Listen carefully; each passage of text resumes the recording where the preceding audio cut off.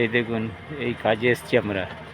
এই জিসিবি দিয়ে মাটি কুড়া হচ্ছে, এনে ট্র্যাকচার হবে। আমরা বৃহস্পতিবারে গাড়িতে উঠেছিলাম ফুলগড়িয়া থেকে। কালকে রাত 12টার সময় এসে পৌঁছেছি। আজকে পশ্চিমবাংলায় যদি কাজ থাকতো এই এত দূরে আসতাম না। একটা বাসালাই আমাদেরকে ঠকিয়েছে। से बोलছে अभी महंगाई जाएगा ना अभी सस्ता जाएगा। बोले हम लोग का तो एसी बस में अभी ज़्यादा रुपया लग जाएगा, हम लोग सस्ता जाएगा। बोले আমাদের চিটিং করে তুলে দিয়েছে।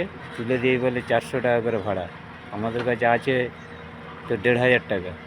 কিন্তু সেই আবার মাঝখানে নামিয়ে দিল, দিয়ে ওইখানে ফের অন্য বাস ধরে আসলাম। সে ফের 120 টাকা নিল।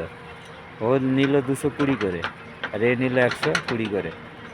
তাহলে বাইরে, পশ্চিমবাংলার বাইরে আসলে বাঙালিদের দেখলে একটু চিটিংবাজি বেশি করে, কিন্তু বাংলার মানুষ এমন একটা মানুষ, কাউকে চিটিংবাজি বা ঠকায়নি।